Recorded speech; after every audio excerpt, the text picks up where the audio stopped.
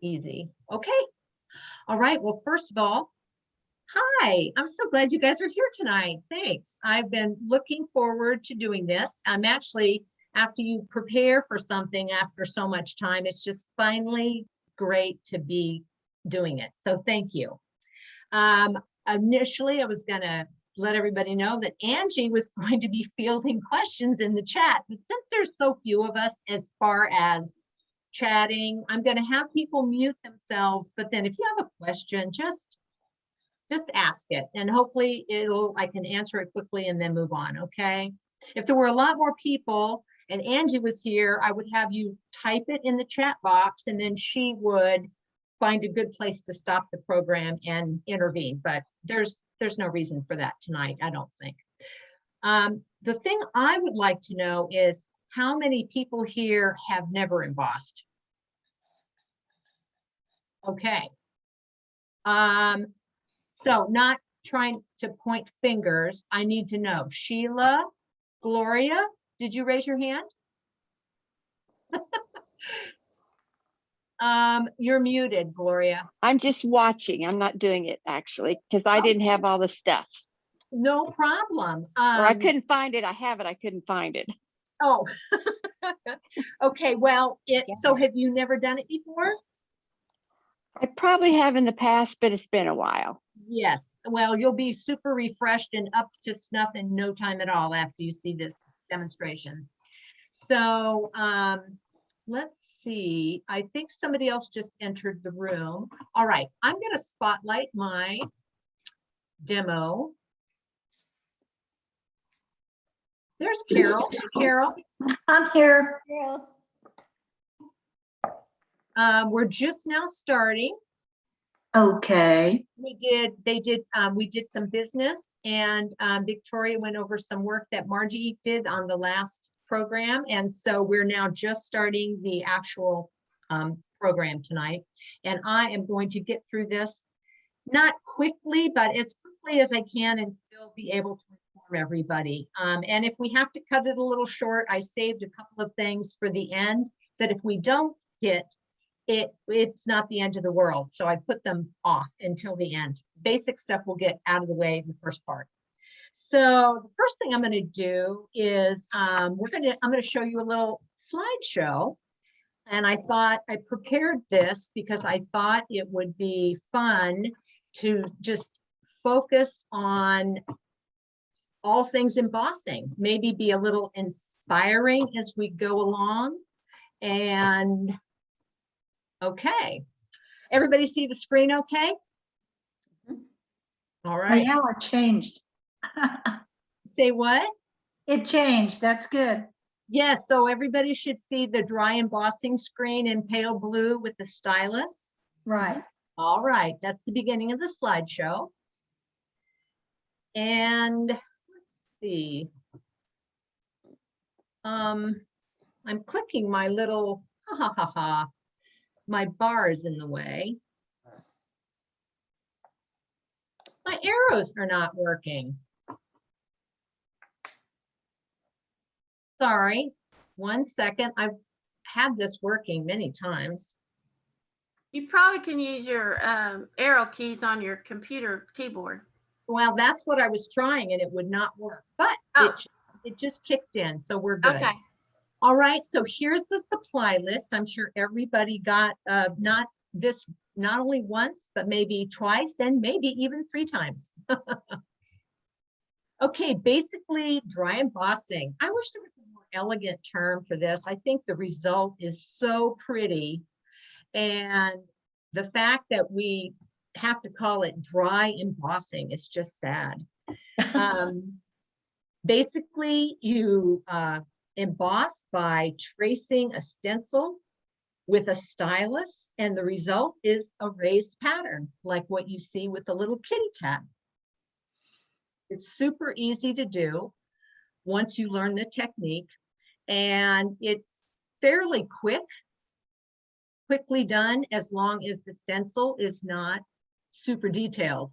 The more detailed the stencil, the longer it takes, but the technique is still very simple. So it's all about layering. and remembering that you have your light source, your stencil, and optional but very helpful wax paper on the very top. But I'll show you both with and without wax paper and what you can do if you don't have wax paper. And then I just have samples here to look at and to see different embossed images, ways to incorporate with calligraphy, but also without. This stencil exemplar is one that I learned how to do after taking Carol Dubosch's class, and I was just very excited to cut myself an entire stencil of the Neuland hand. And once you have it all cut and set up, then you can use it for lots of projects in the future. And it was so satisfying to have this exemplar embossed after I cut all the stencil. This is just an illustration showing the top left corner is my name done in with the double pencils, and then below it after I've cut the stencil, and then the final embossed image on the right. Another sample. This is sort of a double embossed image. So you have the 4 square quadrant of, that's the first layer of embossing, and then you have the squares that you can fill in with other embossed images, whatever you choose, the alphabet, letters, or other images. And you could also just cut 1 square for your stencil and move it around the 4 corners.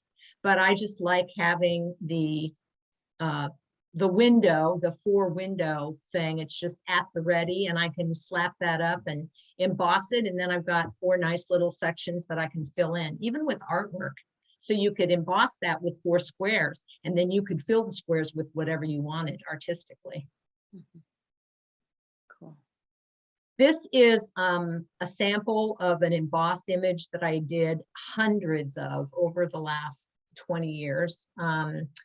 In the military, commanders' wives would oftentimes order these from me so I could personalize them with the unit name and the family name, and they would be given as a farewell gift to the Army wife for her services as a volunteer. And that's what I made. That's one of the 2 book clubs that I'm in. And after I have the Neuland hand exemplar stencil all cut out, I was just embossing anything and everything that I could because I had worked so hard to get that alphabet cut out. And this I made for June, and she's not even here to see it tonight. So super simple stencil that I hand cut, and then I was going to use my sewing machine to stitch it onto my card. Unfortunately, I was having a glitch with my sewing machine, so it just got taped on the fabric instead of sewed. More samples.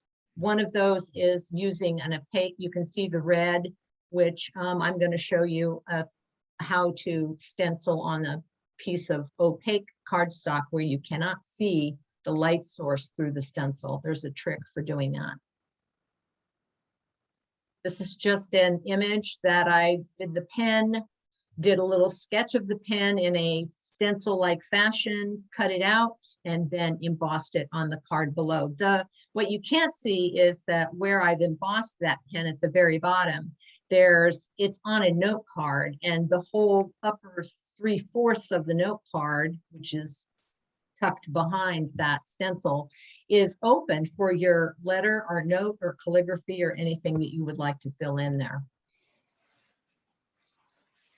I've had that stencil for years and I never ever used it for anything, and all of a sudden I was going through it and I found it, and I just pictured it with the little animals all stacked on each other, and I just thought it was cute.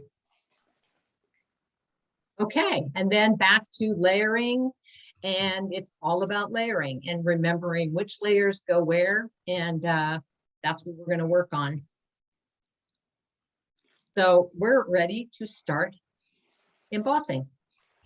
And in the days before I ever had a light table or a light board, I learned all my embossing was done in daylight up against a window. So if you don't have a light pad and you don't have a app on your pad or any kind of a light table, you just go to your window in the daytime, and that's where you do your embossing. It's super simple.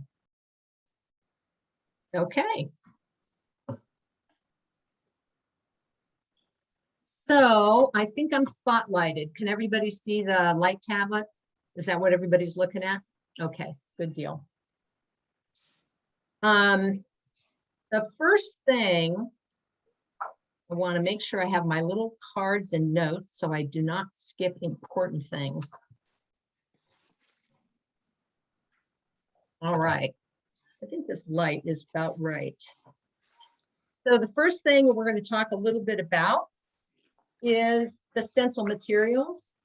And there's different types of stencils. So this is how we're going to emboss with pre-cut stencils. So you can buy these at a store, order them online. There's tons of them out there. And when you see these, you'll recognize where they are in the craft stores.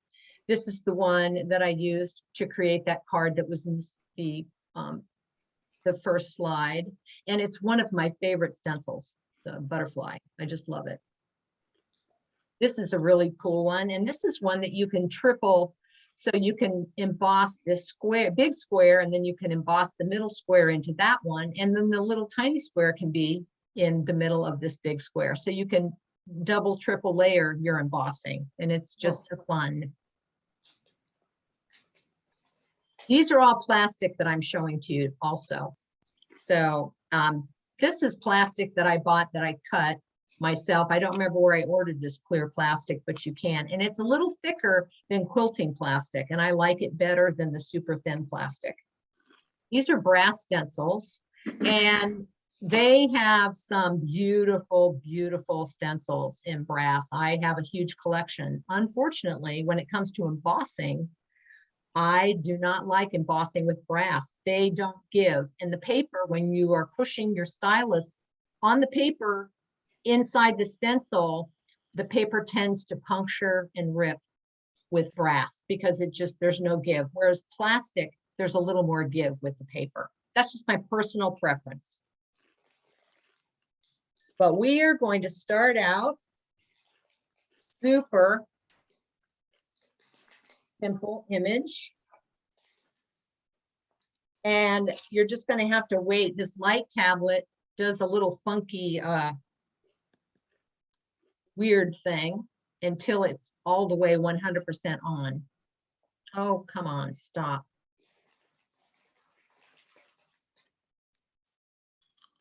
I got it to stop there.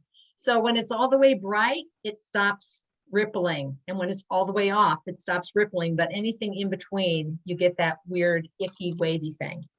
Okay, so what we're going to do is talk about the layering. Back to the layering for success. Light source first.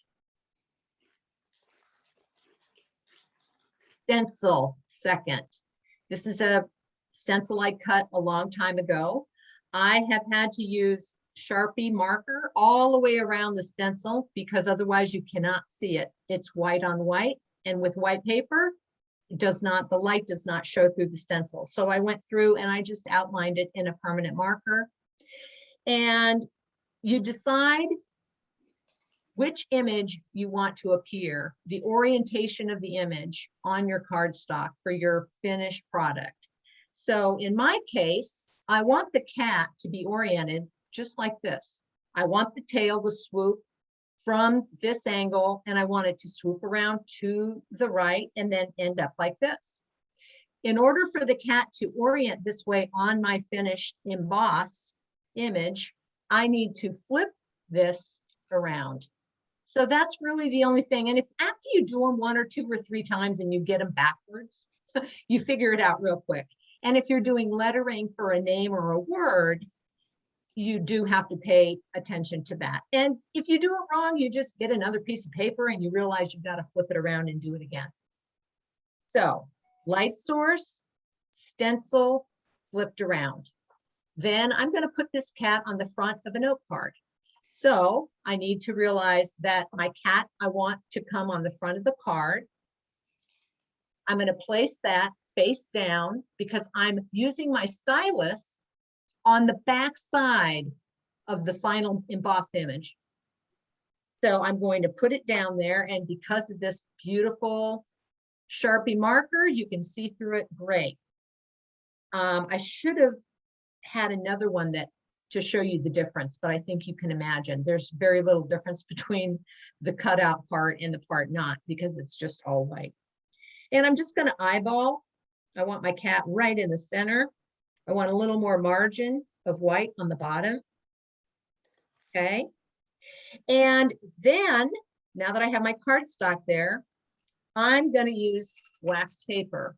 Wax paper, or I also have deli paper. I have a whole box, 500 sheets. I bought it for a craft project years ago. I used maybe a dozen sheets, and the other 400 sheets, 450 sat in my drawer. And now I can use them for embossing.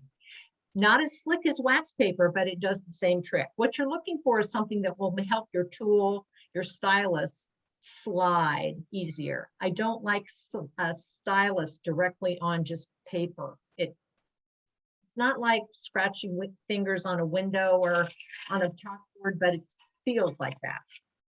So now, fourth layer, I'm putting my wax paper on top. There's another method when you don't have wax paper. We'll do that next. And then we're just going to start taking, I'm going to start with the larger stylus, the ball that's larger, because this is a simple line, and I'm just going to push down. I like to push down more than sideways because you can slip off and leave a line.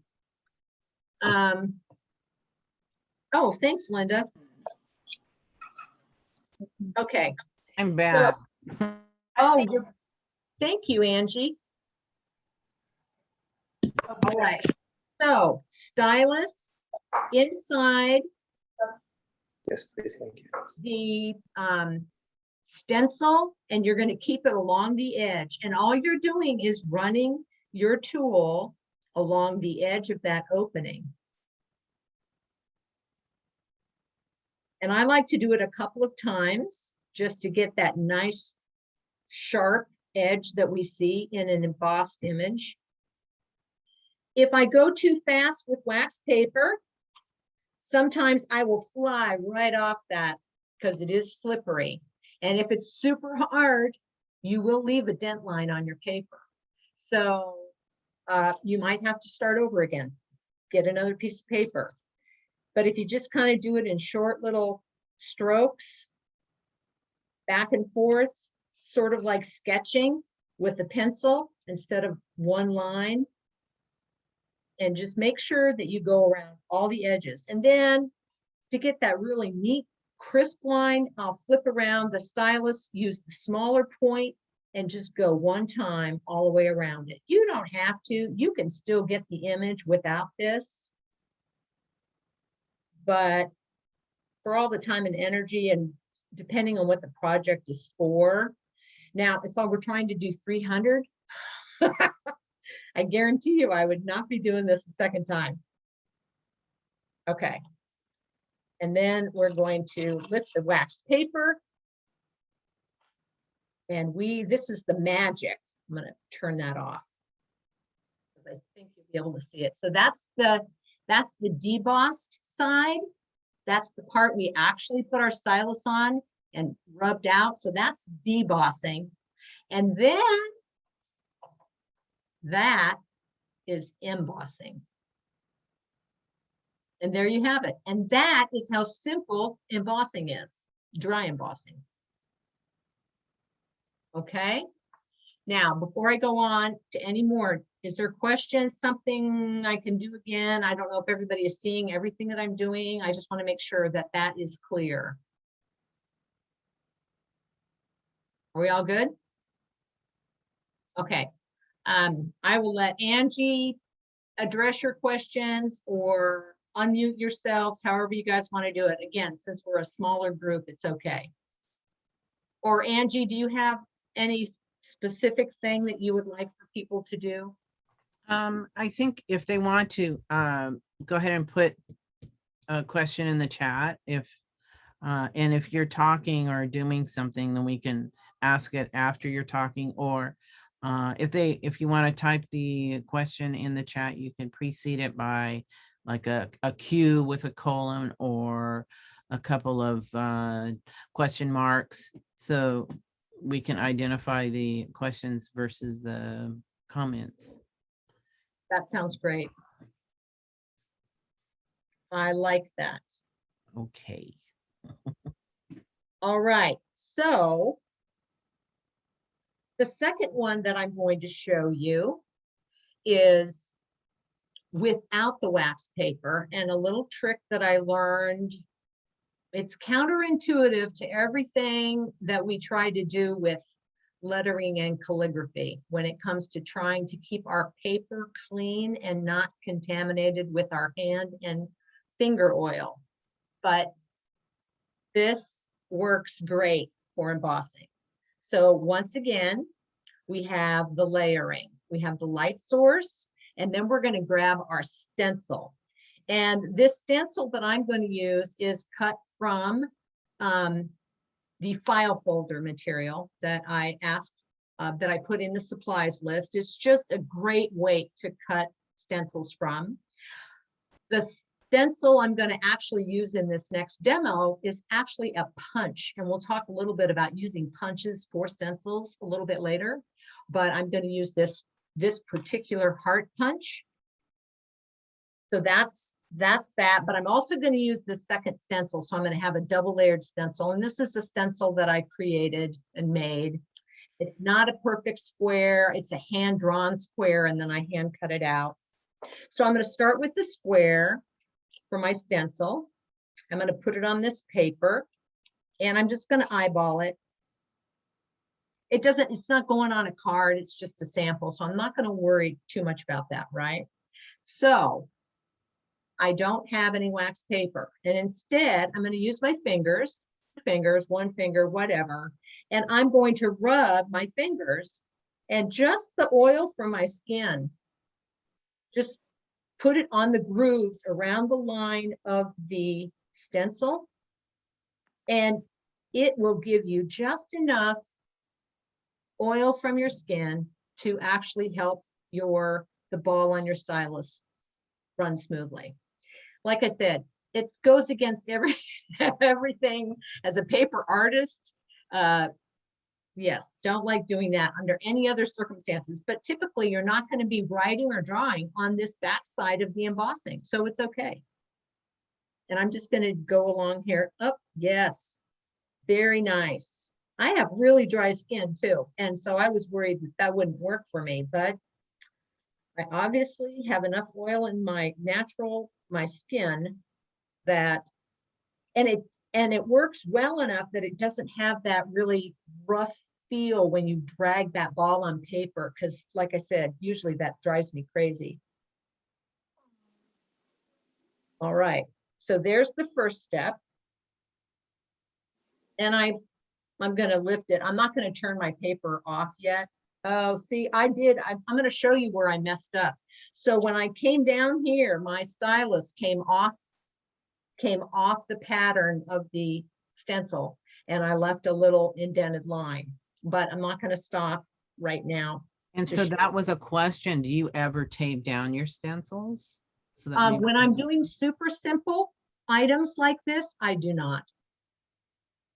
And that, unfortunately, if taping them down would keep me from sliding my tool off the stencil, I would tape them down every time, but it does not change when your stylus goes outside the pattern of your stencil. That's usually because moving too fast, surface is slick, and I'm not pushing down hard enough into the groove, and so it just goes off the stencil. The other thing is that when you're using a file folder or a quilt stencil, they are super thin. There's very little to keep your stylus inside that lip. If you're using a thicker plastic, it's easier for your stylus to stay down inside that paper groove, if that makes sense. I think probably the thickness of the cardstock that you're using is probably going to make a big difference too, huh? This is just, yeah, it's a 65-pound cover. I don't like using anything lighter. You can use a little, maybe some index weight, but anything lighter to me can puncture pretty easily. Yeah. So So the heaviest, you couldn't use like 110-pound. I because think it you would be could if too- you have a really? strong enough push. I think you can. I should Or have. a machine. Yeah, well, and that's of course today there's embossing folders now with the machines that run through those. So, but so I have my square here and I'm just going to finish this up. Okay, so I have my stencil, my light source, my stencil, and I'm going to eyeball this in the middle of the square. And it's a little harder to see with all this bright light. Okay, and then I'm going to use my finger again. So I'm just repeating the process that I just showed you. And I'm just rubbing it on the edge where I'm going to use my stylus. I'm going to use the large ball on the end of the stylus. Now, this time I'm going to hold the paper down better, and I'm going to be more mindful of putting pressure directly straight down instead of sideways, where it can easily run off the groove. Go through there, go do it. Once I have it done a couple of times, it's really easy to follow that groove.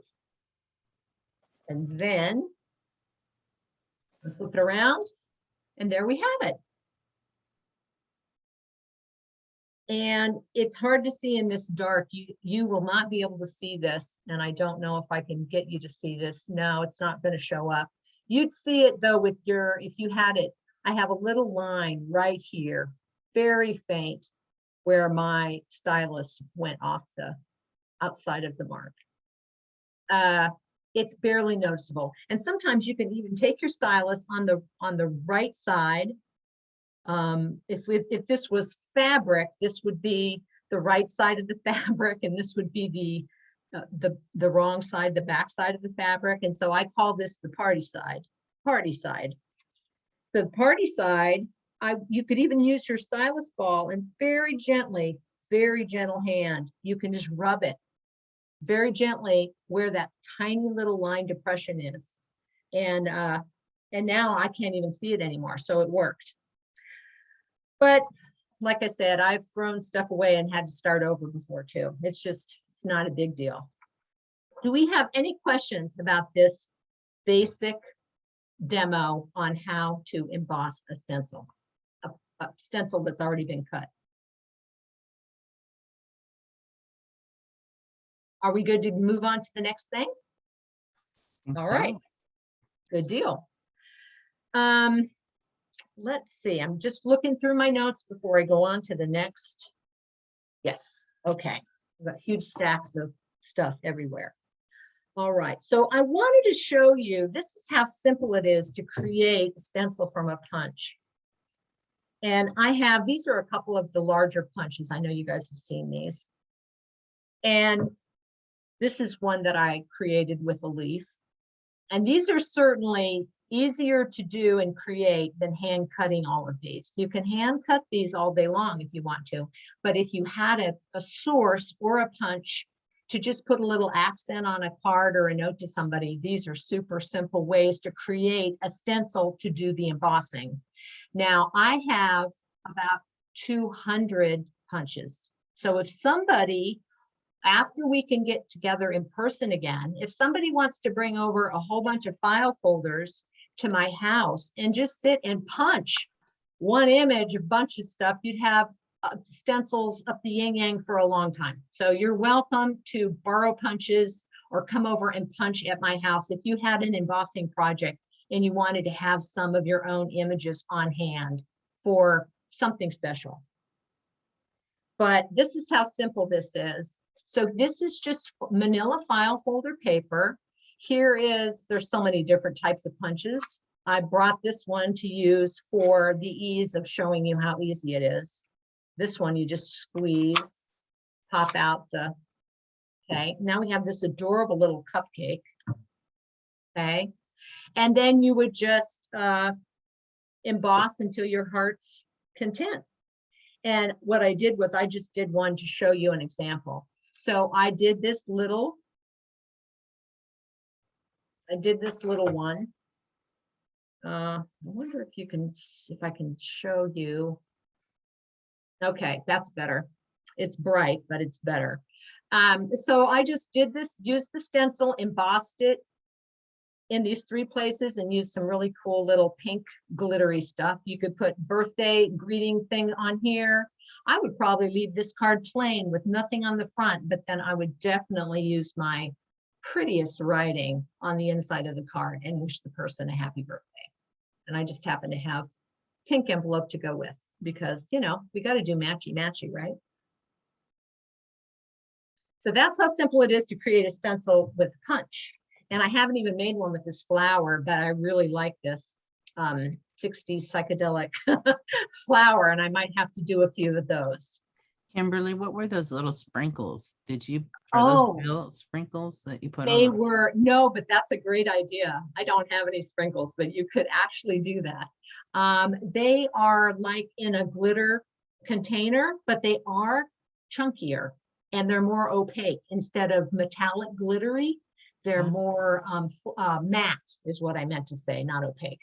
They're So more they're actual sprinkles, but they're not Yes. edible kind. They're the kind that No. you would.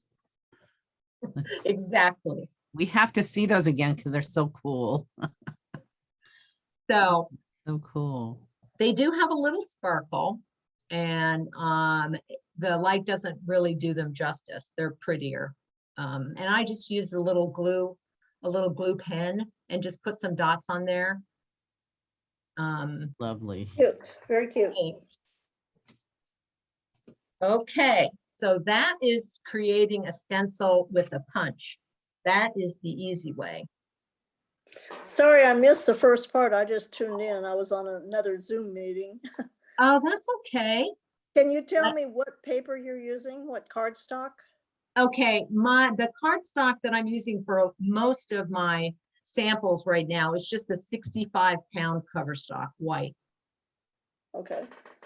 And that's another, we'll talk a little bit more in the program about using colored papers for embossing. There's different schools of thought on that. So, but for right now, we're sticking with white. It's really my preference for embossing. I think it shows embossed images a lot better to do with just white. So I'm going to use file folders to do the example of cutting our stencils, but what I really like to cut stencils with is this Simply Stencil. This is plastic. I've had this thing for so long. I bought it at Hobby Lobby, and this is it's called an uncut blank, and it's by Plaid. And I bought it at Hobby Lobby, but it was a long time ago, so I can't even attest that they still sell it. I think they do. But this is what I cut the cat out of that you saw.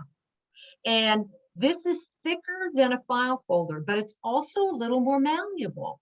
So when you're cutting it with an X-Acto blade, it's just as easy to cut through as the file folder. And it's a little denser. So when you go to put your embossed stylus tool in here, you're getting a little bit of a deeper relief embossed image, and I like that. So that's just another option. But file folders are so cheap when you're talking about stenciling, and especially if you're doing a lot of stenciling, they're just so, and most of us have them on hand. I have file folders that I just recycle all the time. Okay, so next, grabbing my next pile here. Well, it probably depends on how many are you going to make. That's true too. That is true. That is a good point. I used to do a lot of embossing, and I would collect stencils. And then I also did a lot of, I'm sure you guys have done this too, with stencil painting. And so I did a lot of cut stencils that I was actually doing, you know, painting with. And that's why I like the plastic, because I could wash it off. When you use paint on file folder stencils, it breaks down the paper because it's wet. So that's why I did so many in plastic. All right, so now I'm going to show you the basics of cutting your own stencil. And I'm going to move my light board out of here because, to be honest, I have a cutting tablet, but the idea that my blade might go through it won't go through my tablet. I just don't want to cut on top of my light tablet. It kind of makes me nervous. Okay. So what I did here was just to do an example. I created this sort of a type of Neuland, but mostly just it's a 1/2 inch poster marker. Worked great for creating these nice thick letters. And I did that on top of the file folder, right? My initials. And then I realized I wanted to demonstrate for you a counter, which is this, what we call this centerpiece. So when I cut this R out, this is going to drop through. It's just going to be a big outer line of the R. So when you go to emboss it, you have to put this centerpiece back in. I'll show you. It'll all make sense when I actually do it. Talking about it doesn't make sense, but doing it, it makes sense.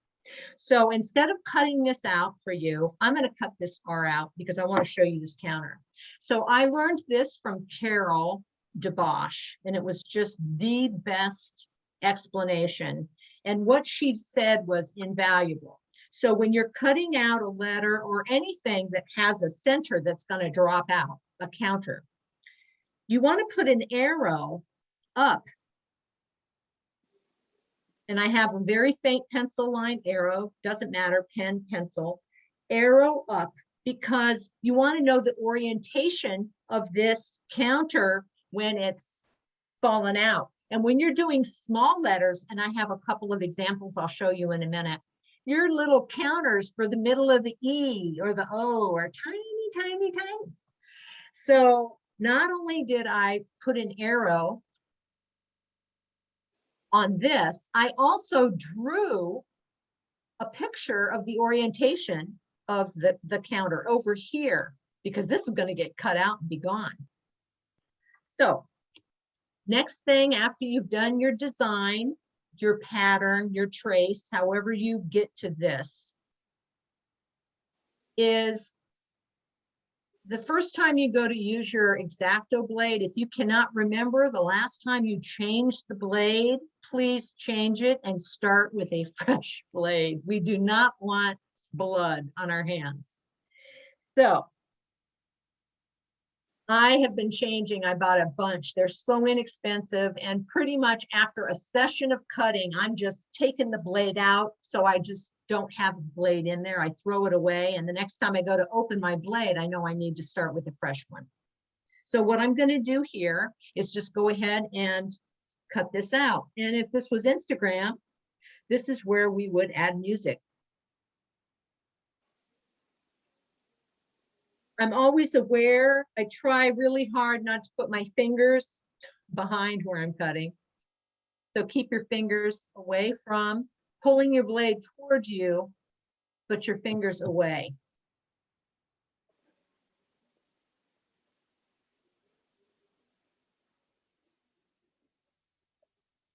This is the only, I have only one other thing. I'm going to do a little cut for you. I tried to not do these cuts. Oh, and I'm so glad I'm talking and taking my time. The first thing you want to do is cut your counter out. It's a lot easier. I meant to do this. It's a lot easier to cut this little spot out when you've got this big piece of paper. If you cut your R out, you'll have an R and then cut your center out. It's much more difficult because you have nothing to hold on to keep your hands out of the way, if that makes sense. So I'm going to go back here. I'm going to cut my counter out.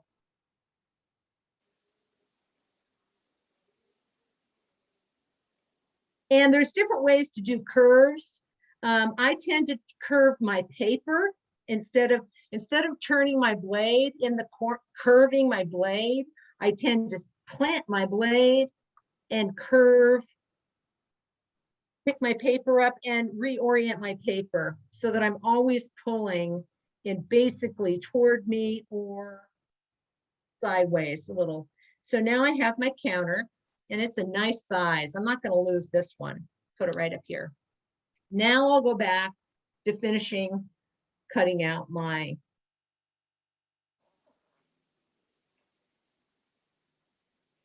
R.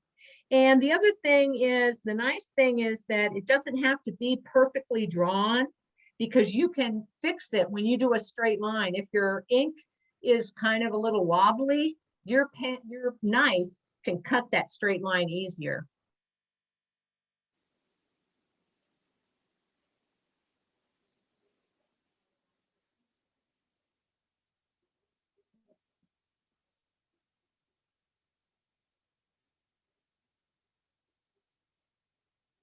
Normally, I have a cutting pad twice this size, but this was just easier to keep under the lens of the camera. Okay, and there we have it. And I don't need this R for anything. It's really hard to cut with these though, when you cut them out. But I don't need this anymore. So it just goes over in that pile. So see what I said, see what I meant when I said, when you cut that R out, that center disappears. It's gone. So now this is such a cool little trick on how you get that counter put back in. And I thought I had a piece of paper. I got one right up here.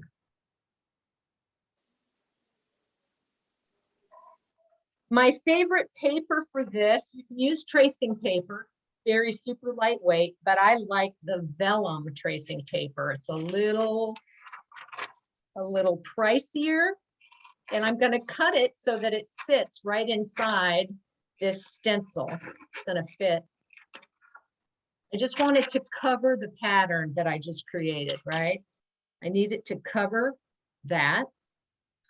And then I'm going to glue with my glue stick around. So you want to put your paper on the party side. So on the right side that you can read the R as an R, that's where you want your paper to go, not on the back side, on the wrong side. Okay, so I'm just going to use a little glue stick all around the outside of the R.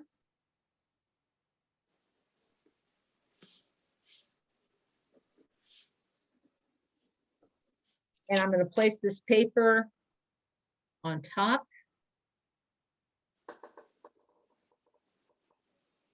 So the reason for doing this paper like this is so we have something to adhere that little counter back onto on the other side. But there's another reason for doing this paper, and I'll explain that a little bit later in the program. It's coming up soon, but just not at this moment.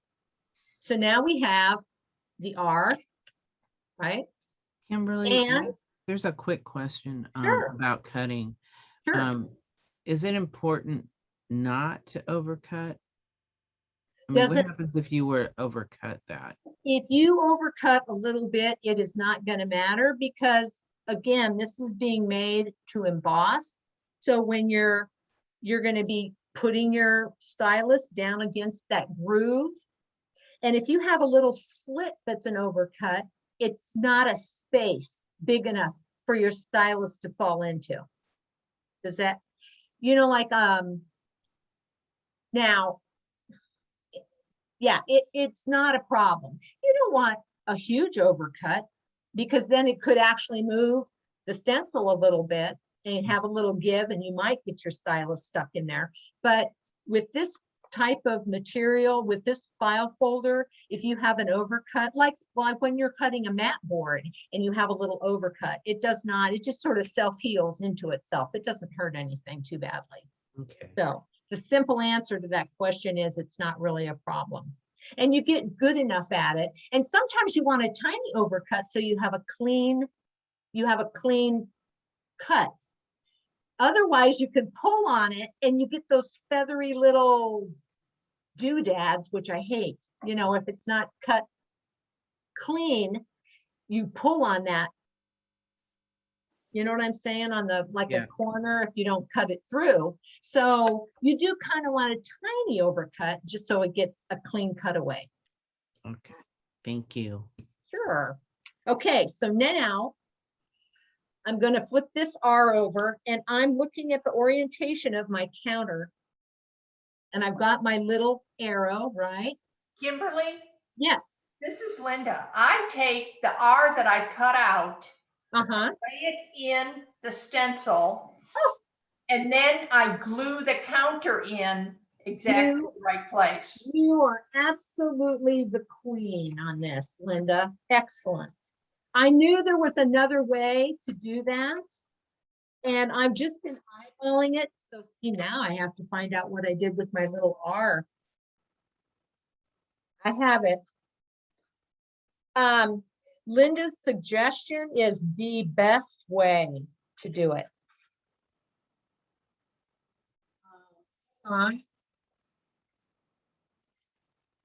Ooh. Don't you love it? And if you don't have it, don't worry about it, but that's just how I make sure I get my counter in the right place. Could Here it it be is. underneath that little tiny mat? Did it? You know, it's on my table, but it's black. Oh, on my brown table. So what Linda just said is just so spot on. So you just reverse your R, you stick it in there. You're not gluing it in there. You're just setting it in there where you just cut it out. And then you're going to glue the front side of that counter and flip it over and stick it down in there. Fits perfectly. Thank you, Linda. I appreciate that so much. And then maybe with a little help, since it's just been glued, hold the little counter in there while you pick your R out so that it doesn't lift the counter back up. And now you have a stencil, an R stencil. And with that, I am going to grab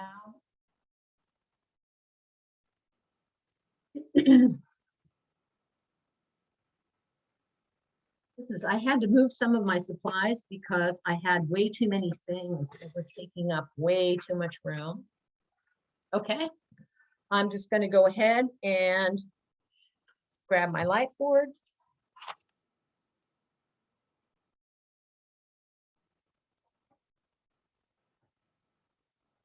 And we are going to emboss what we just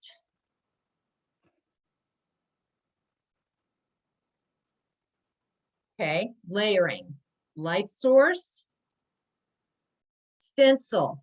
And remember what I said, if we're looking at it party side, the correct side, that's not my cell phone, you guys, that's my landline, sorry. I'm going to flip this around because that's what we need. Then I'm going to put down my piece of cardstock. And I'm going to use wax paper.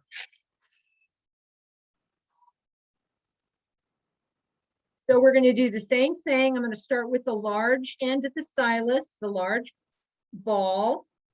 And I'm going to go around all around the outside of the R. And I'm just going to do this once for time purposes. And then we're going to go around this counter. And instead of pressing to the outside and following the line, you're going to have to press in and follow the counter. So maybe a little bit slower so that you don't fly off into this space here. If you do this and go across here, I guarantee you're going to get that embossed line across that expanse. And it won't be as pretty. So you just make sure that you're putting pressure against the edge that you're trying to emboss.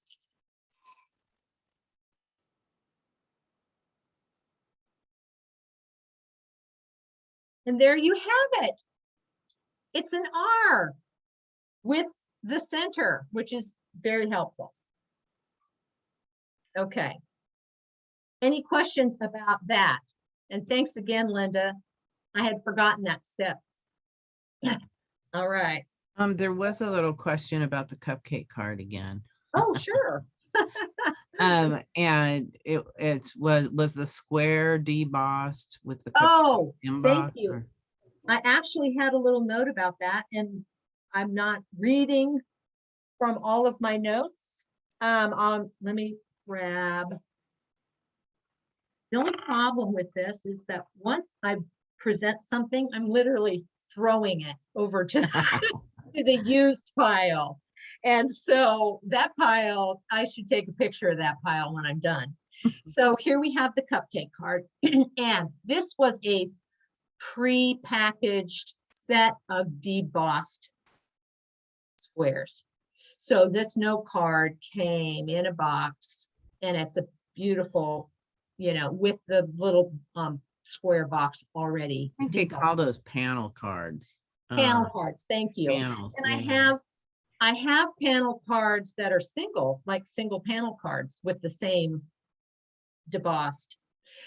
The thing that's cool about that, though, that I'm glad that the question came up, is that this is super easy to create. If you have a note card and you want to have and create this box, all you do is with your ruler, cut or measure out the size box that you want, do it on your file folder, and then cut it out. And you can even use a ruler with your X-Acto blade if you want a super straight line. Cut out your square, and then you can either emboss it so that it's popped up, or you can deboss it. Now, when you deboss, which means, so this is where I made the embossed image, right? I used my stylus, followed the pattern of the stencil, and I came up with this image of embossing. But in debossing, you would literally just use this side where you marked with your stylus.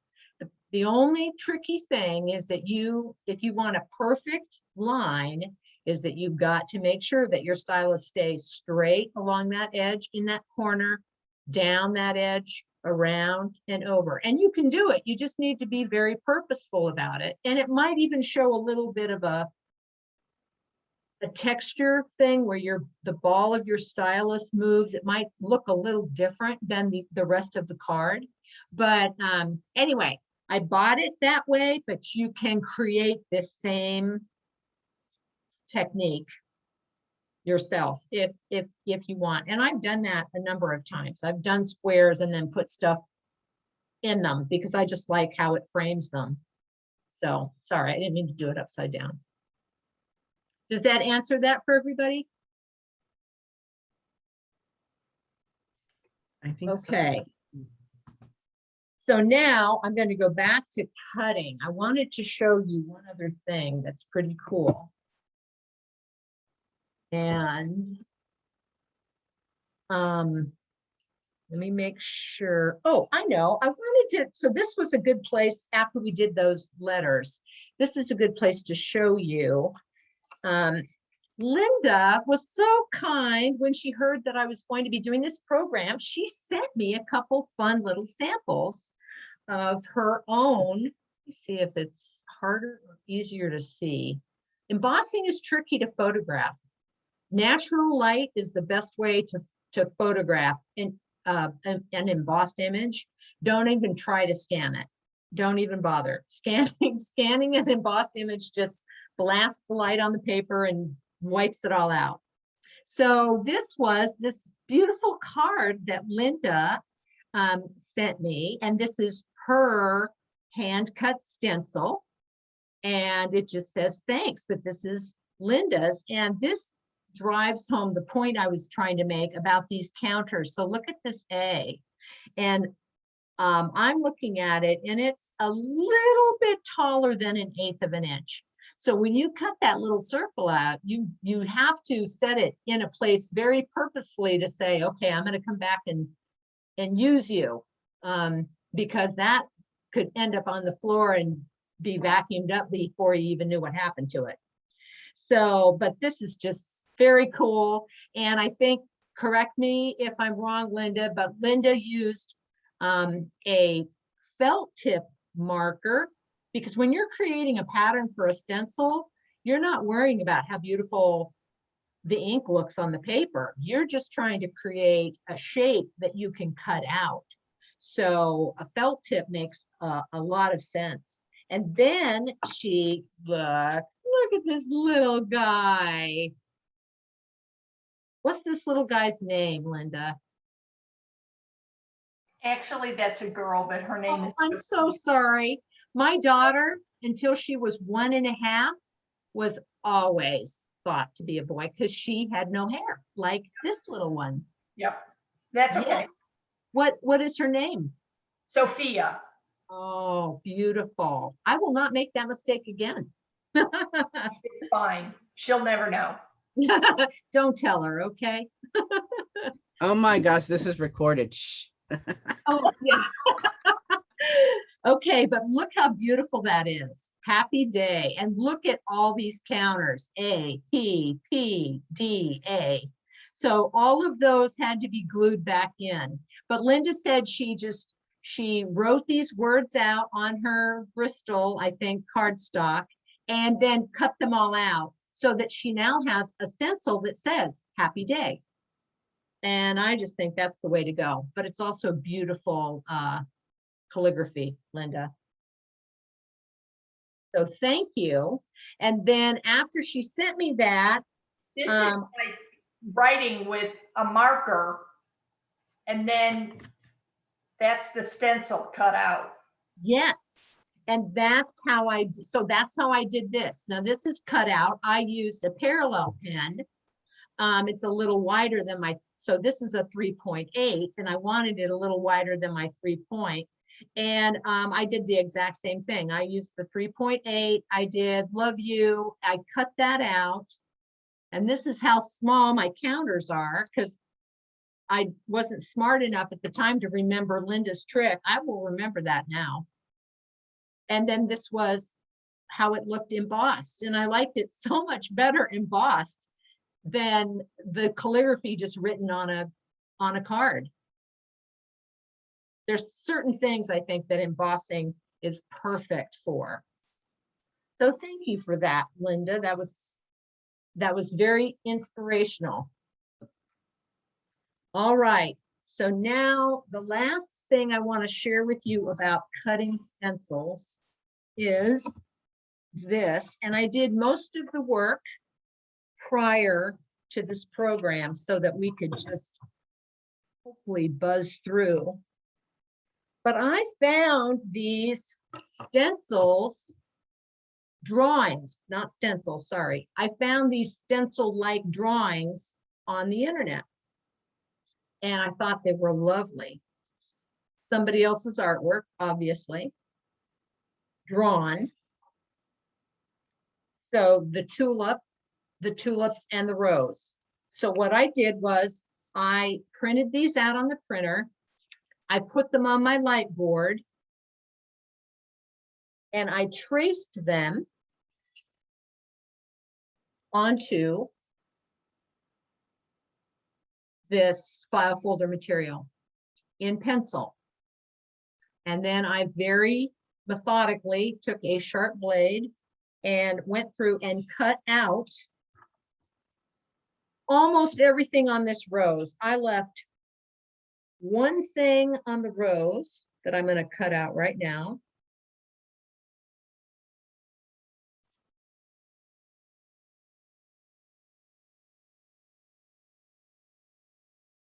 My hair gets any further in the way, I'll be cutting my hair.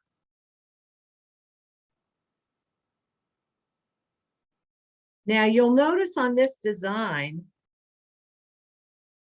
this has got lines that are very close to each other. So these types of designs with all this detail, you definitely have to be more careful. I've messed up a number of them and had to redo them before because I've accidentally cut out and slipped over into another section. And I've got a little piece of paper here that didn't get cut that I don't. Okay, there we go. Now, the cool thing about using the tracing paper. So even though I don't in this that are counters, everything's been designed in such a way that everything is maintained. However, when you put your stylus in the cardstock and you're pressing all in these super small little areas, it pushes, they're so flimsy that the stencil actually can move and kind of push into itself.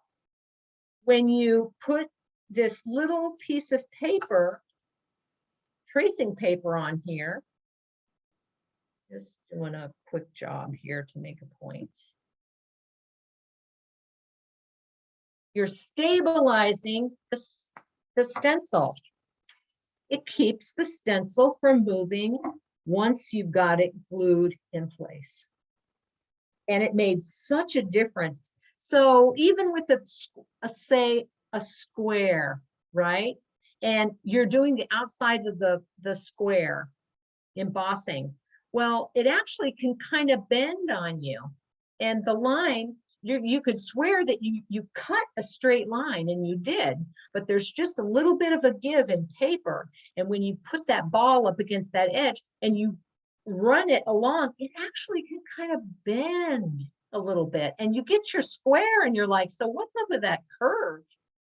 And it's because it wasn't stabilized. And so I've just been so excited to discover this stabilization, which of course was pretty much because of counters, but works really, really well. So I'm going to go ahead and do this. No, actually I'm not.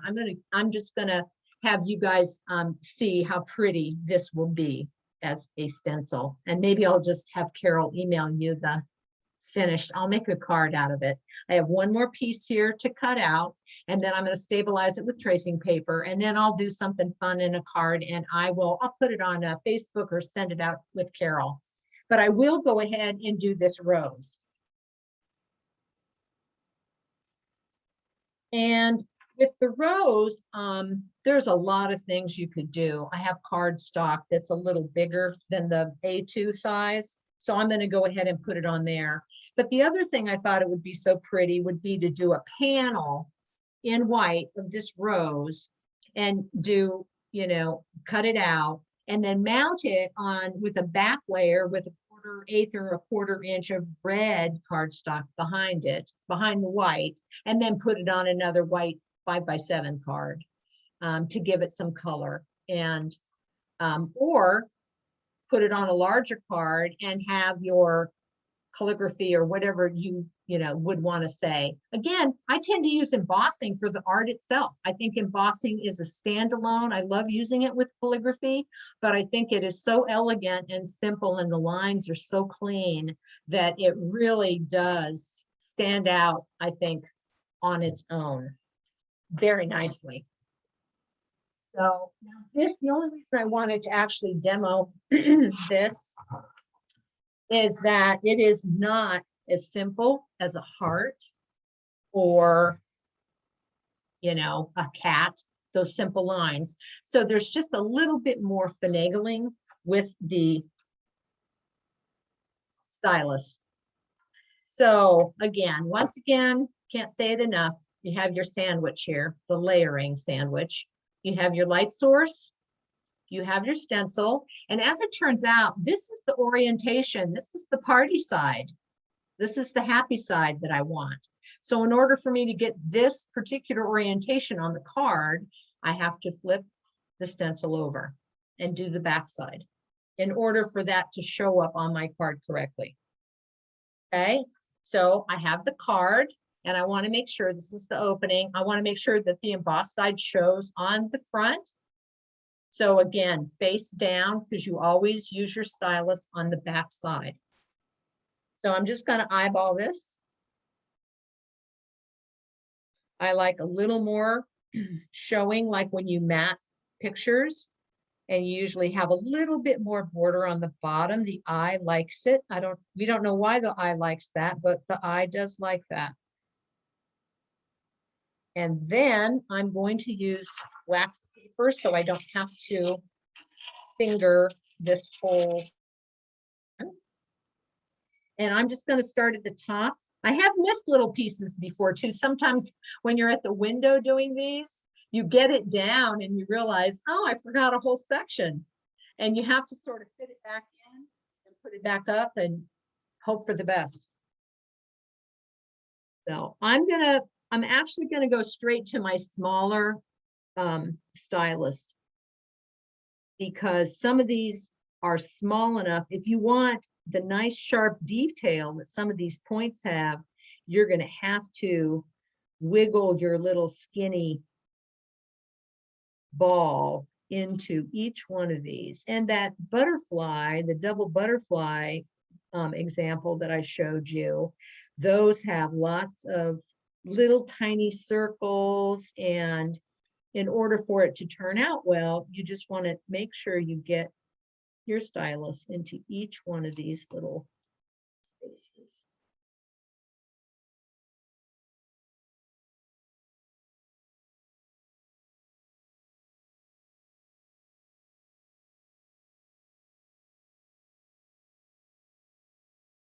Almost there.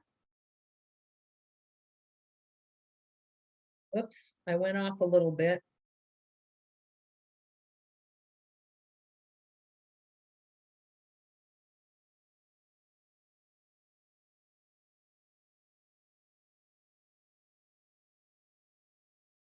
And if you didn't want to print out something that was already on the internet, like I did these, I'm not selling these. I'm not making money. So if I want to send this card to my mom, I don't feel bad about copying this off the internet. You know, I'm not claiming it as my artwork.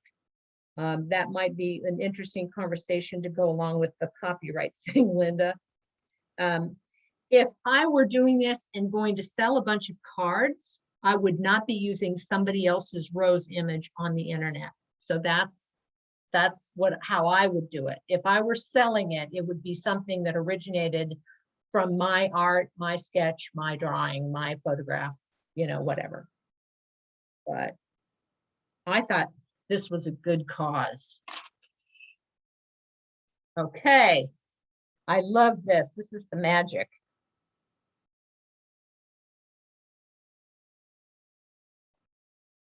And there you have it. And I just think that embossing is just the coolest thing ever. So, any questions about any of that? We have a couple of questions. Okay, great. So the first one I'm saying, is changing the orientation of the stencil a problem if you have added the stabilizing paper? So you know what, Victoria, why don't you unmute yourself and then ask that question, because I'm not sure I'm reading it right. Sorry. You did read it right. Okay. When you put the stabilizing paper on that first example, I was thinking that, does that change the orientation so that you can only use one side of Thank the you. stencil? Excellent question. And I love it when people catch that stuff, because when I practice this program, which I've actually gone through this program a number of times, sometimes I'll add little tidbits in and they don't get down on notes. And that I actually mentioned that. So thank you. Here's what we're going to do.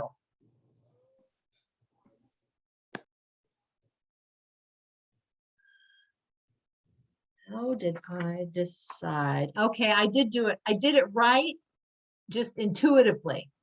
But you're exactly right to ask that question. So when you stabilize your drawing, you want to stabilize it on the side, the party side, the right side, however you decide you want. Now, if you decided you wanted, let's say you wanted to do bookends and you wanted something symmetrical and you wanted to do this rose over here like this, and you wanted to bookend it and do the opposite reverse side on the other side. You can probably get away with using the stencil for the opposite side once or twice. but that's all. Because what you're going to end up doing, so I'm embossing on the side, the paper's on the back, pushing down on that little thin tracing paper.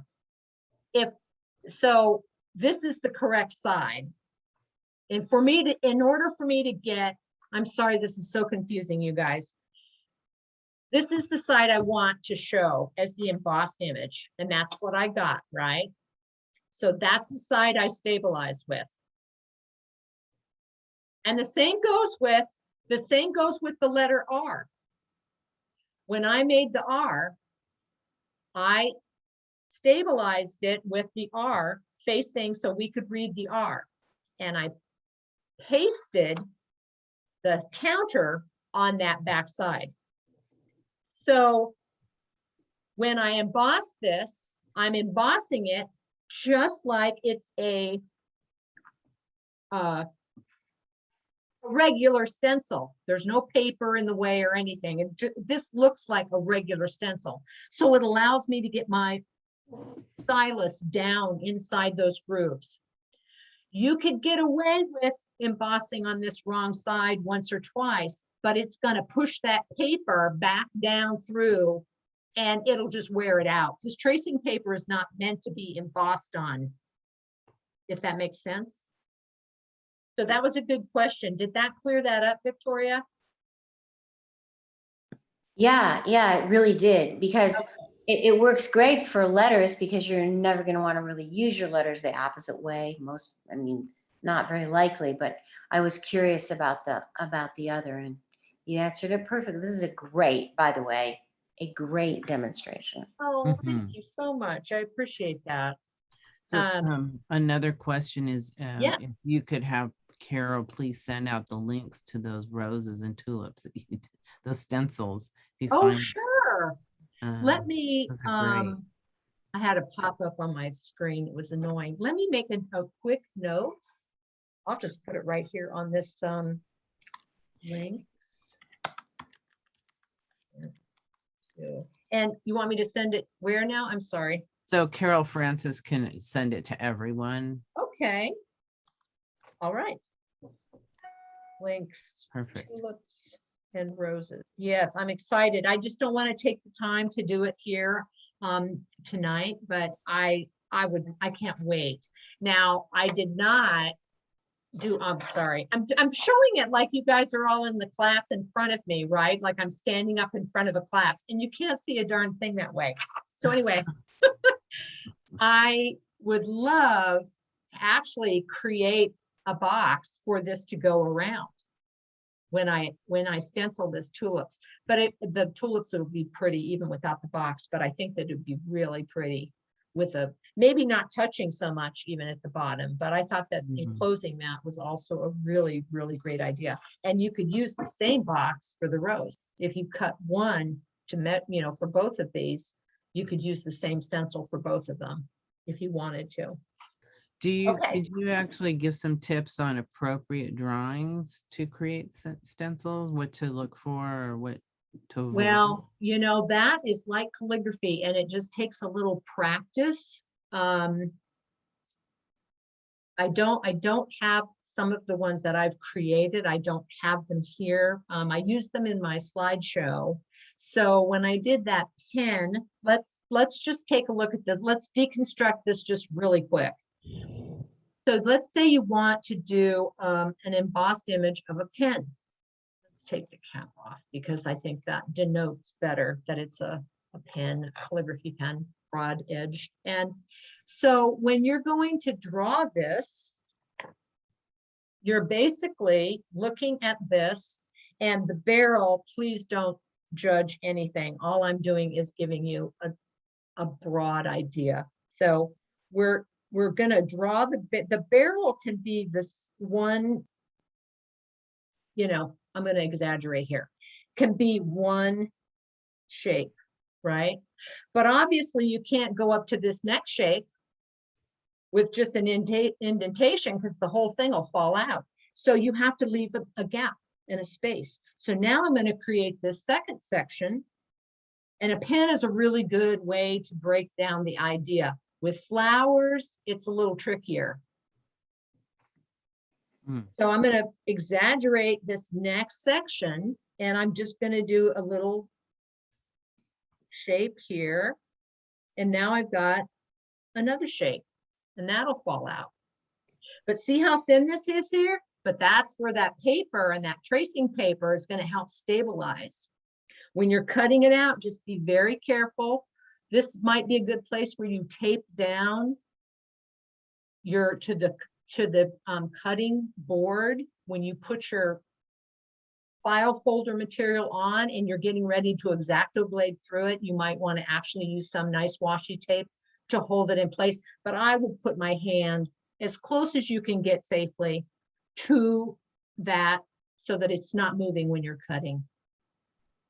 And then I would just finish out this barrel, move up a little bit, do another little space, sorting to narrow out here.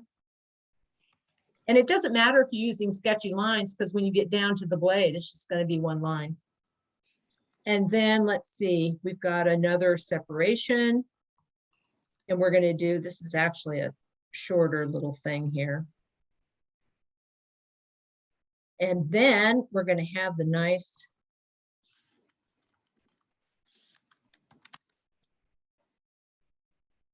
so basically that's what you've got. And that's what you could cut out. And you know, I mean, it's, you could color that in black after you emboss it. I have a note about that too, about coloring your embossed images. It's counterproductive, but if you were trying to make sure that this pen was seen as a pen, you could color one of those black or one of them silver gray or something if you wanted something to stand out. It will flatten whatever you've embossed in relief. The minute you color it in, it flattens it. It doesn't look embossed anymore, but I'll show you an example of that. So does that kind of help you to look at something? A pencil literally would be the same idea. You'd have your eraser down here separate. You'd have your barrel of your pencil.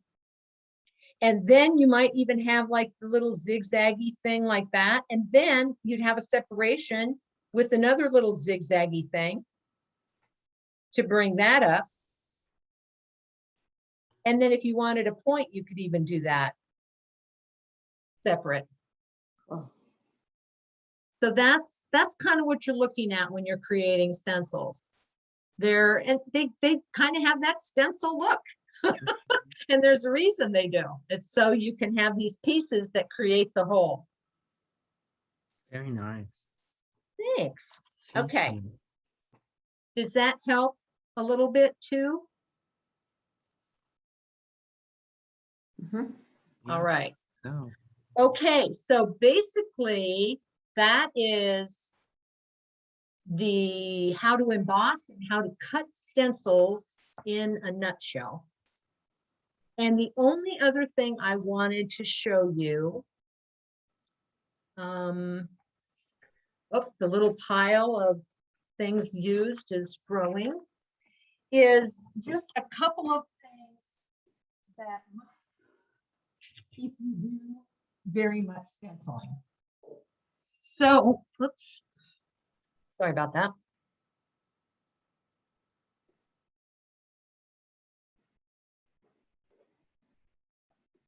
Okay.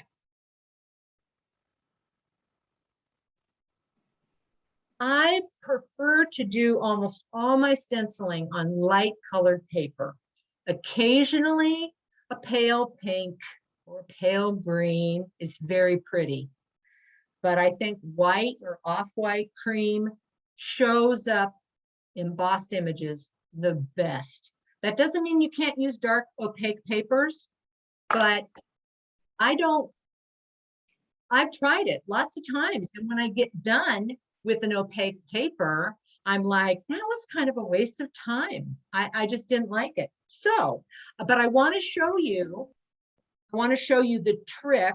And Linda, if I forget something on this, you can fill it in. But I think this is how you do this. And I'm going to do something really stencil after I did the Neuland hand exemplar that I cut out. I went ahead and did Kim. Okay, so we've got light board. Turn this on. Again, it's all in the layering. So we have light board, we have Kim, but this is the party side, right? And if I want Kim to show up properly on the cardstock, I need to remember to flip this around backwards. Okay. Now I already have my washi tape on here, but this is one of those times because we're going to be adding an extra layer of paper and we want to use washi tape or something very low tack so you're not hurting your screen, and mounting the stencil so it stays on. And instead of the cardstock, we have to add an extra step. So here's the cardstock, you guys. Okay, so this is just to illustrate my point. This is red. It's hard to see the color with the light on, but I'll show it to you when I turn the tablet light off. Just take my word for it, it's red. You can't see through it. So well, you can very faintly, but I can actually only see it on my monitor on my computer. I can't really see it on my light board. So the extra step is we're going to get a piece of tracing paper. And again, it's going to have to be taped because once you trace over these letters, you do not want to move either the stencil or the tracing paper. So we have stencil and the tracing paper, and I'm going to put the tracing paper a little bit, make sure it's a little bit above your stencil. And I'm going to go ahead and tape this down. And you could tape this, but I probably don't need to. I'll put a little on the corner here just so I don't shift it. And then I'm going to grab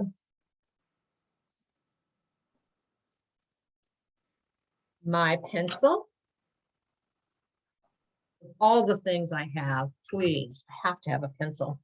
Also, you guys, I thought I had died and gone to heaven because I had never heard or used pencil extenders before. I buy very expensive. I'm one of those people that buys expensive pencils. I love the Palomino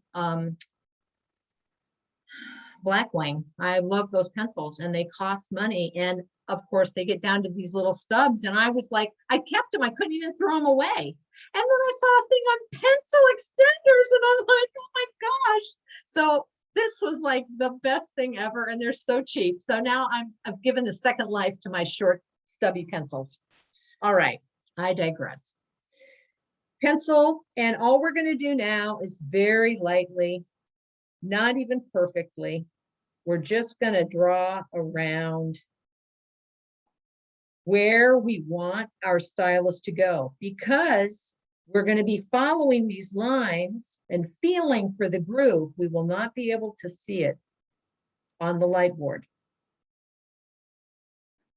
This does not have to be perfect because this is going to get thrown away, this tracing paper. So I'm just kind of following along in the little grooves. And there you have it. Okay.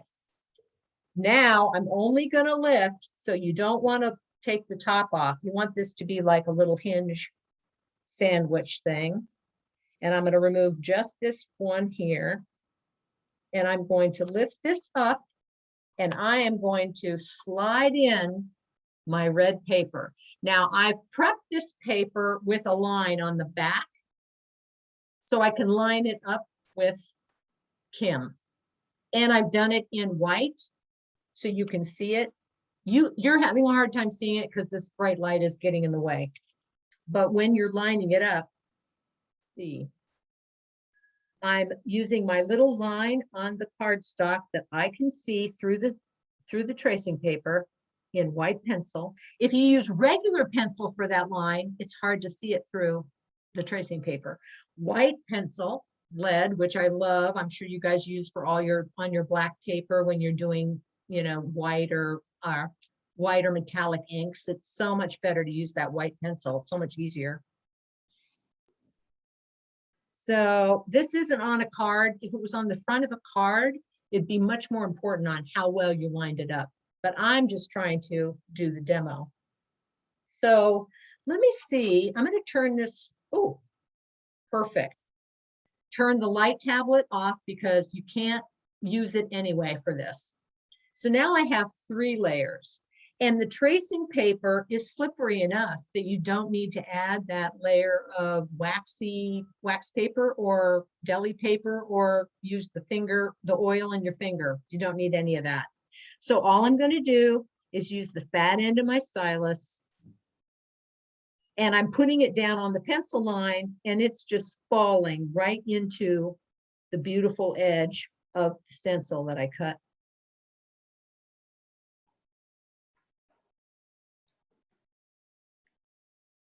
And I'm kind of going back and forth. I don't want to go around all these edges a second or third time. So while I'm there, I'm just taking a little more time to rub it a few times back and forth, because I really like, if you're going to go to all the trouble of embossing, I really like a sharp relief, high sharp relief. I suppose there are projects where you don't want something that looks super sharp, but I can't think of anything I would do that would be like that.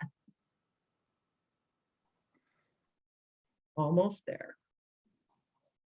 And even though I can't see the edge, because of that pencil I'm following, I can feel it all the way around. Okay.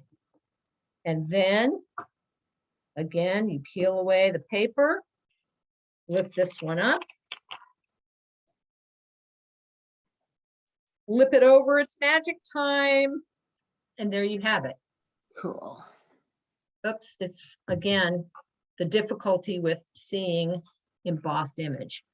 But this is red paper, and I don't know, it works, but if I did this in white or cream, I think it would stand out and be a lot more in your face, really noticeable.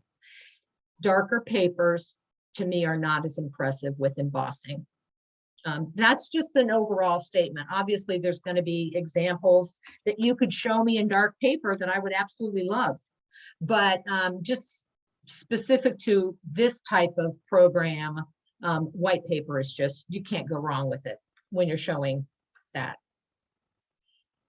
Any question about the doing when you're working with opaque papers?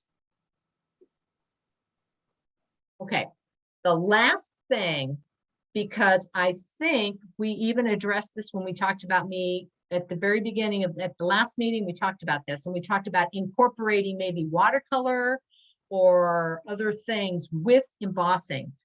There's a very interesting thing that happens when you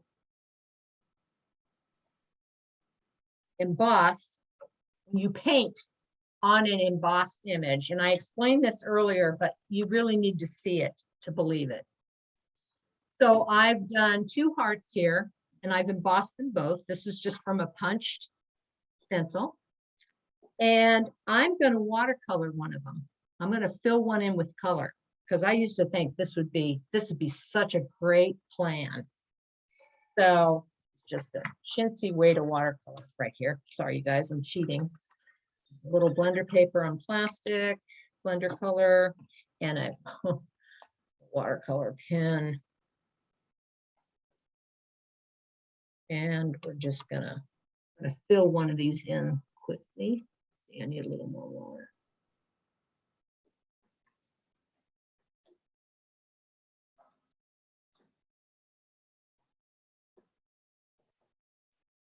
Should have done a smaller heart.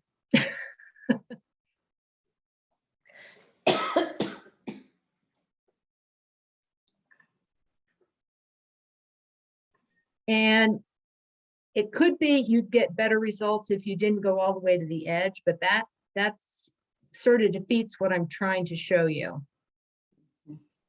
Maybe if you left a 1/4 inch or an 1/8 inch border of white embossing all the way around the edge, you might get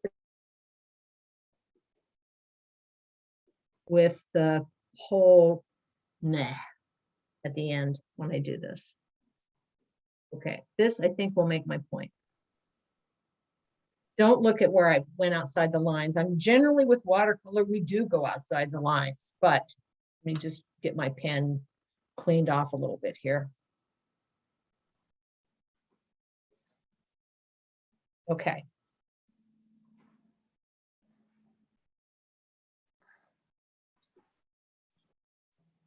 So can you guys see what I'm talking about here? We have the embossed image here, and then I took the embossed image and I watercolored it. And you can still see a tiny bit of the relief around where I did not hit it with watercolor, but it basically wipes out the relief. It flattens the image again. And with embossing, we're trying to show an embossed raised relief image. So if you go to color it, it negates what you've just done. It's sort of like if you ever see those ads that tell you to mix vinegar with baking soda for extra cleaning power and watch it bubble and it looks like it's working. It's not. It's neutralizing. It's the zero. It brings the balance back to zero. It has, you're taking the cleaning power out because you have brought the pH balance to neutral. So it looks good, but it doesn't work. Well, in this case, it's a good idea, but it doesn't work. This is just my personal, I mean, if you like how it looks and watercolor and emboss and do all that, and you find something pleasing to your eye, then, I mean, it's very subjective, but I was very disappointed the first time I started coloring in some of my embossed things. I thought, no, I'm just going to stick with the beauty of the simplicity of the line in this embossed image here. But I just wanted to show you that because it took me a while to play with it before I learned that. And I thought if that helps you to make decisions about your layouts, then hey, that's what these programs are for. So, and you guys, that's what I have. That's it. That's everything that I know, and then some. I mean, I think I've shown you everything I know about embossing. So, are there any questions other than just getting your hands into it and doing it for yourself? So there's Did one anybody? question. Okay. What about coloring a debossed side? So if you debossed like a square and you filled that in, Yeah, is I that think. kind of maybe what they're saying? Stephanie, you want to clarify your question? Is that what you're thinking, Stephanie? Well, it's actually me. Margie. Oh, Yeah. Margie, sorry. Stephanie's a nice one. Anyway, I was playing with mine that if I flip it over to the deboss side, I haven't done it yet with watercolor. I was curious. I was just trying to pencil it in. I If think you that's paint worth, a really light watercolor inside that deboss side, could you still see the embossing? and that I have never tried because I typically don't use a debossed side, only because Oh, okay. I have a quirky thing about, I don't want to see a difference in the texture. Any place I put my stylus is kind of waxy looking, and it's different than the paper. So I haven't figured out a way to deboss and have it all look the same across the page. But you know what, Margie, and this is what's so cool about working with Okay. other artists and creative people. You're thinking in terms that maybe if you did the deboss side, you might be able to have your cake and eat it too, which is to see the embossed image, or debossed in this case, and have color also. Yeah. Yeah, I love my, Angie, I like having my cake and eat it too. So yeah, I I think it might work. I'm doing it with with pencil, but I think if you have the gradation of the watercolor, it might be really neat. Angie, would this be a good time to unpin the spotlight? Well, if you pinned it, it doesn't matter because nobody saw what you, if it was. Oh, pinned. no, the spotlighting though would change Oh, things. I don't think the spotlight's on. I took it off. Yeah, Now I see you're your okay. lovely face. Okay. It's just more fun to answer questions looking, so you guys don't have to look at my, I can't keep my hands still. It just doesn't work that way. But Margie, no, that's a really good point. I just haven't played very much with the deboss side. So that's where I think when I used to make stencils, I would cut my stencil, but I would adhere them to illustration board or a board that was substantial, paste the stencil right onto a board, and then it's easier, a little bit more stable to keep your stencils and create the debossing a little bit easier because you're pushing down in to the stencil onto a cardstock, onto a heavy board. And then that makes gives you, perfect sense. that gives you both emboss and deboss. And that deboss side seems to be a little bit more precise and easier to work with. That makes perfect sense to It me. does? I Okay. had mentioned earlier. Yeah, it does. I used my stencils as much for painting images using my stencils Yeah. as I did for embossing. So I don't my know stencil. that one. But see, I put even a little square, pasted it. Oh, So pasted on cardstock. I don't know if y'all can see that. And yes, it's a really crude, whoops. I'm sorry. I lost There the, it is. Go down. There Okay. you go. yeah. okay, there. I just Yes. cut a real crude star, weird shape. But then I put another little piece of that cardstock I cut out of. But it's mounted on this illustration board. Right. I have tons of Makes it matte really boards. nice to work with your debossing. So Okay, that's a but I've great idea. never thought of coloring in with watercolor on the deboss. So I'm excited to try that. Yeah. Yeah, I just know it doesn't hold very well on the emboss side. And Yeah, so, right. Yeah. I agree. I guess Yeah. you could wonder if you color around, like watercolor around, and the emboss shows out of the watercolor background. well, I was thinking like I've done some backgrounds. I was thinking about how cool your gold, your gold palette Yeah. thing was. But I think you still don't get the same effect with the embossing. You Yeah. lose. I think the art of the embossing is that it's just this pristine, clean, sharp image that pops Right. out at you.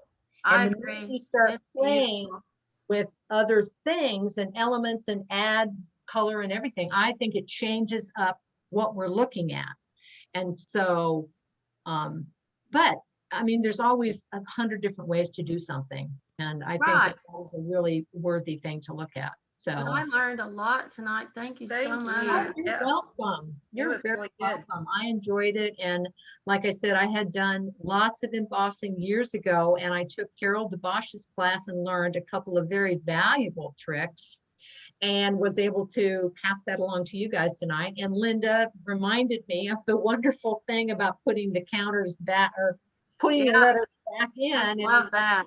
yeah, so that makes it a lot easier. But it's just another thing to add to your bag of tricks. And I think we cannot have enough fun techniques and things that we learn. And so thank you so much for asking me to do it. I really got a lot of embossing work done. Thank you. You bet. Is there anything that we want to talk about before we close the meeting tonight? Did you want to ask him about? Well, you can ask them about it. Do we have any idea when we might do it, go off virtual and start having our meetings? Does anybody have an idea? I know Kimberly and you thought it might be the fall.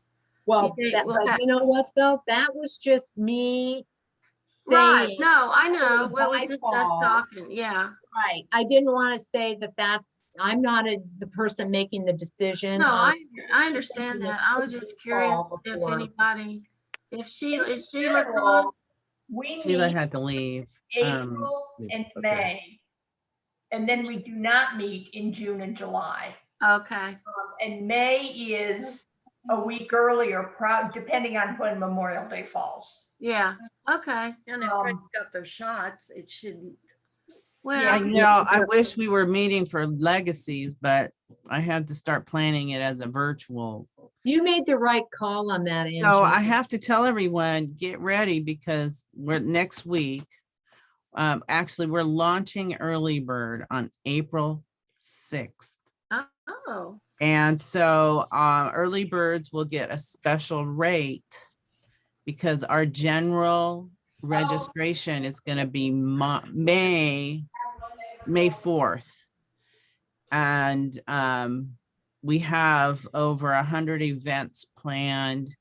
It's over 265 hours of, or no, 600 and something hours of instruction. Oh, there's a lot going on, and swag boxes and prizes and wonderful things. So I'll be sending in fact, I could show you a little sneak peek if you want to see it. Sure. yeah, Want Yeah. to?